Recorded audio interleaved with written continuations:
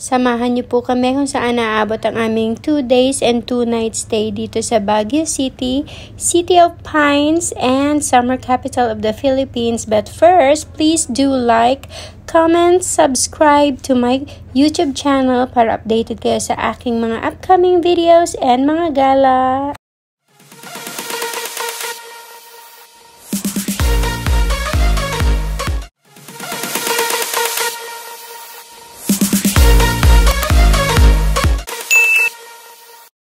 Are you ready?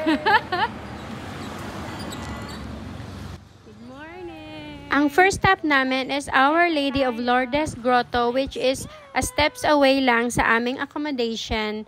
Anyway, the Lourdes of Grotto, which was a Catholic shrine and pilgrimage site offering a blend of spiritual reflections and scenic views. It is believed also na it has 252 steps. So, ayan. Nakatatlong set pa lang kami ng hagdan dyan and hingal na kami ni Mahal. Anyways, pwede din naman kayong magpahinga-hinga kasi may mga benches and gazebos din sila. Kilala din pala yung Lourdes Grotto dahil yung tubig daw dito is nakakagaling ng may sakit.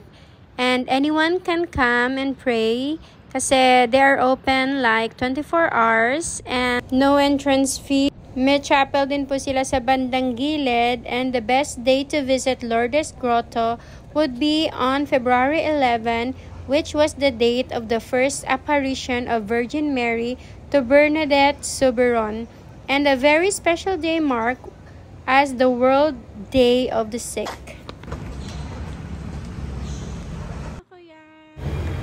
Second stop naman po natin is the Mirador Heritage and Eco Park. Bali, open sila araw-araw from 6 a.m. to 6 p.m. And then ang entrance fee is 100 pesos. 50 pesos naman sa mga senior citizen and PWDs. And yung mga bata na under 12 years old is free na po. And upon entering, sa gilid po, merong mapa kung saan makikita nyo yung Eco Park Trail para alam nyo po yung pagkakasunod-sunod at hindi po kayo maligaw sa inyong paglalakad. Overlooking ang Baguio, ayan, enjoying its view. What a wonderful place! And ang unang bumungad sa amin is yung Mirador Peace Memorial, which is marked with red Japanese story gate, and yung hanging bell pala niya is made from unexploded bomb or shell na nakita dito noong panahong World War II. At dahil wala pa gaanong tao, so mas na-enjoy namin ang picture takings around this area and enjoying the view. Talagang maganda yung pagmuni-muni dito sa lugar na to kasi overlooking talaga ng Baguio. And then there are several trails also na masusundan ninyo along with the beautiful flowers na makikita sa daan. And of course, natuntun din namin yung Bamboo Grove na kung saan yung parang may same features ng Kyoto, Japan na bamboos. Hindi nga lang siya masyado maganda kasi this time nung pumunta kami is katatapos lang ng Bagyong Paulo. So, medyo may mga sira-sira. So, pero anyways, mas maganda pa rin yung mga nakuha naming pictures. Ayan yung mga naabutan namin. But anyways, it was still worth it visiting this place kasi ang ganda talaga. Kahit nakalabas na si Haring Araw, hindi rin masakit yung init kasi may yung bamboo groves provides a good shade habang naglalakad at saka malamig ang simoy ng hangin.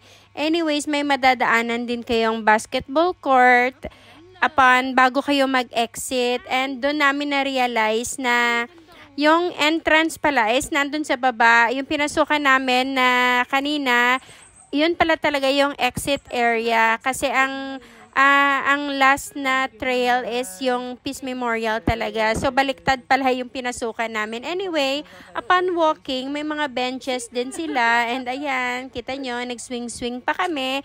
If trip nyo din magpahinga-pahinga muna kasi nga kakapagod din ikutin. Na-enjoy talaga namin yung lugar na ito kasi ang ganda talaga ng kanyang ambience. Third stop namin is yung Diplomat Hotel. Bali, may environmental fee lang sila na 10 pesos and 5 pesos naman sa mga bata. This was built originally in 1913 bilang isang seminary or retreat house ng mga Dominican priests. Naging huling headquarters din ito ng mga Hapon noong World War II, and after the war, later it was converted into a hotel managed by the famous Baguio faith healer named Antonio Agapito, or also known as Tony Agpawa.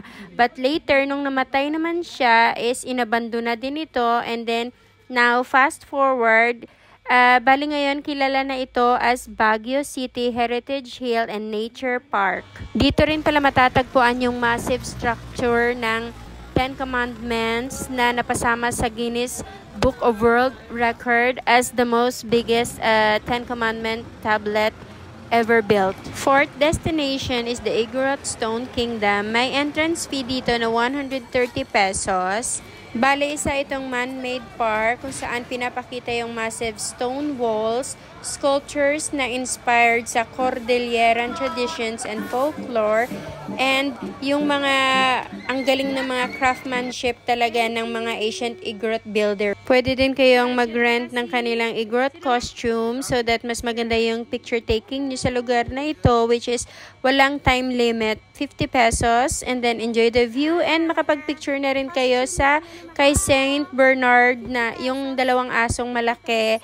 Bali 200 pesos pala ang pictures doon para daw sa pagkain and mga maintenance ng aso. Nag-lunch muna kami dito bago tumuloy sa next stop, which was the Tamawan Village. It is venue presenting masterpieces from both seasoned and budding artists.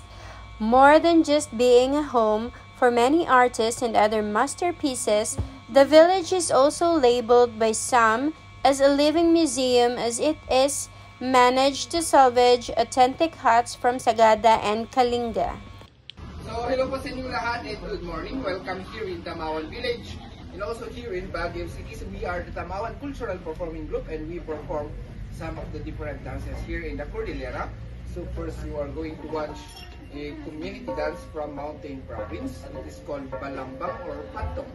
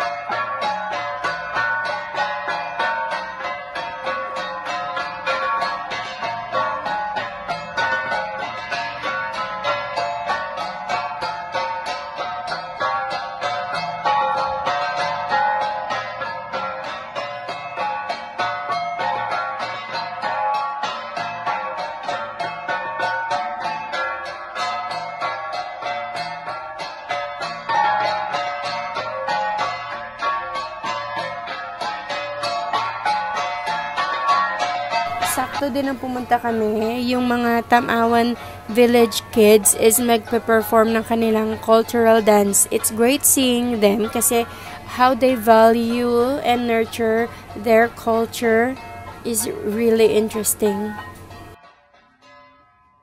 Next stop naman namin is the Valley of Colors. The Valley of Colors is very eye-catching.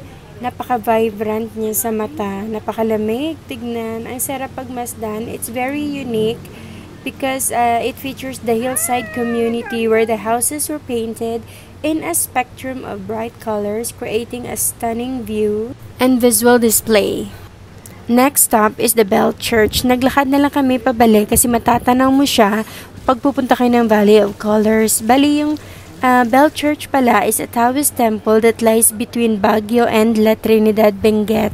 It is also considered as a city's hidden gem. I strongly suggest na daanan nyo yung lugar na ito because it's very Instagrammable and picture perfect talaga. Worth it ang pag-stop nyo dito. Ang entrance fee lang naman is 20 pesos. Kasi sa mga tour packages ng mga drivers is mostly hindi siya kasama. So, talagang kailangan nyo siyang puntahan kasi ang ganda, guys. Our next destination is the Baguio Botanical Garden. Very popular ang tourist attraction na ito kasi of the lush greenery and tranquil ambience. It covers 8 hectares of garden showcasing a very impressive variety of plants from across the country, making it an ideal spot for nature lovers and photographers. Popular din siya sa mga outdoor activities like picnics, sightseeing, and educational tours. Formerly known as Imelda Park also. And while walking, you will find different sorts of indigenous plants, flowers, and variety of trees. Bali, yung garden pala nila is divided into different sections which represent its own distinct feel. And masusurprise kayo pag nabisita nyo yung toilet nila, guys, kasi ang ganda ng landscape. Lalo na yung sa loob mismo ng toilet because napakalinis. Akala ko nga when I was looking at sa view sa labas, walang mirror eh. No wonder talaga na isa itong tourist attraction dito sa Baguio kasi very well maintained talaga yung nature dito. Masarap mag-relax and mag-embrace ng ambience ng nature dito. Sinunod na rin namin yung Mines View Park dahil isa din itong sikat na pasyalan dito sa Baguio because the park offers a rich culture of experience where you can interact with the local at pwede mo ding matry yung mga traditional Mines View Park na Igorot costumes and sumakay sa kabayo, of course, with additional cost, and may mga shops and souvenir din pala dito. Dito mo rin matatanaw yung very iconic na panoramic views ng Benguet Gold and Copper Mines and majestic Cordillera Mountains sa kanilang observation deck. And then, meron din pala yung mga pasalubong areas where you can purchase. Dito din pala sikat mamili kasi ang proceeds dito is mapupunta sa Mountain Maid Training Center and nagsusupport din sila ng education for Cordilleran youth. So, nakatulong ka na and na-enjoy mo pa yung kanilang mga pagkain and delicacies. Next stop naman namin is yung Baguio Cathedral. Very famous of its twin spires and beautiful rose-colored paint. Nakapag-mass din kami ni Mahal and it is overlooking the city also. It's located on top of the hill. So after the mass, we decided na bumaba and take the Session Road. Of course, very famous din ito. And dito mo rin makikita yung mga different food carts. Ayan, nagtingin-tingin kami pero yung hinahanap talaga namin is yung famous na banda dito, reggae band na nagpe-perform. So, yun ang hinanap namin kasi parang hindi din kompleto yung Baguio trip mo pag hindi ka nakapakinig sa mga music nila. Kaya yan, binaybay namin talaga yan. Hindi namin tinantanan hanggat hindi namin sila nakita. And we got lucky because we found them. Hininaan ko na lang kasi alam mo naman, mapapalo na naman ako ni Lolo Meta. Makaka-copyright tayo. Anyway, enjoy kami. And yung mga crowd habang nagpapanood, nakikinig sa kanilang performance. Thank you! Kasi nakita namin kayo na in person and nakapag-picture. Ready, set, go! Good luck on your journey.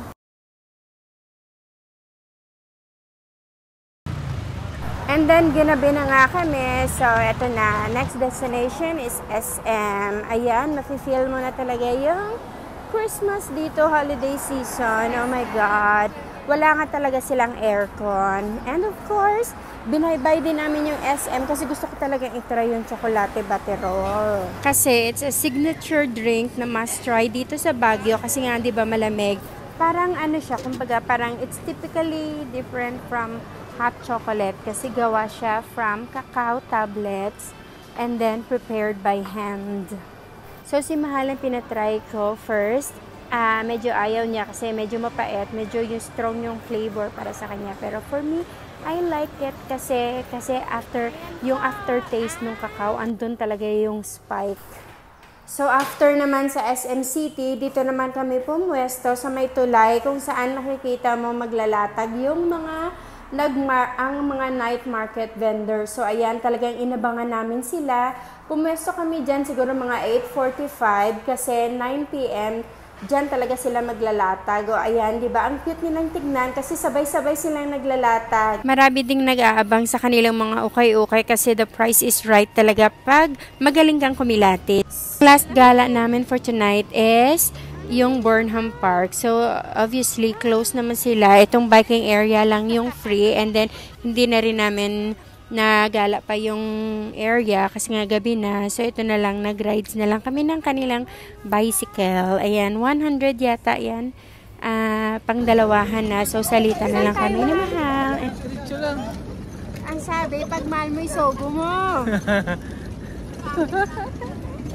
So, maaga kaming gumising on our second day and then tinungo namin yung Cannon Road which is matatagpuan yung Lion's Head, the very iconic part of Baguio City.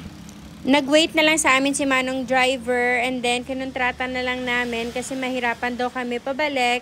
And then after that, sandali lang naman kami dito nag-pictures and then dinala niya para kami doon sa viewing point ng Lion's Head. Thank you so much kasi ang dami naming nalaman na mga interesting facts about Baguio. And then, dito na kami nagpahatid kay Manong sa The Mansion. Ayan, hindi naman kami pumasok kasi sarado nga. Bawal pumasok. And then, kita nyo naman may guardia talaga. Morning. And then, sa tapat lang nito is matatagpuan nyo naman yung Ride Park. Kumbaga nga ang sabi nila, dito pupunta yung mga babae. Ito yung park ng mga babae talaga. Kasi, here is we are always right. O, diba? And then, ayan, nag-practice na rin ng vlogging si Mahal. Keep it up, Mahal. Very good. And then, bago kami lumuwas ng Maynila, early lunch na rin kami. O, diba, yung Jollibee ngayon, may paros na dinuguan. O, diba, saan kayo nakakita ng ganyan? Sa amin lang yan. O, diba? Yung mga natira namin yan na pagkain last night. Ayan. Nakailang kain ba tayo ng dinuguan dito? Only dinuguan? Oh my. Anyways, yan na po ang aming buong itinerary sa aming 2 days, 2 nights na trip dito sa Baguio. Ayan, nag-first class bus uli kami pabalik ng Manila para komportable pa rin si Mahal kahit maidlip-idlip siya kasi on duty na siya. After this, so ayan, thank you so much. Thank you rin, Mahal, for this honeymoon trip. O, diba? Na-enjoy natin talaga yung quality time natin together. That's all po. Thank you for watching.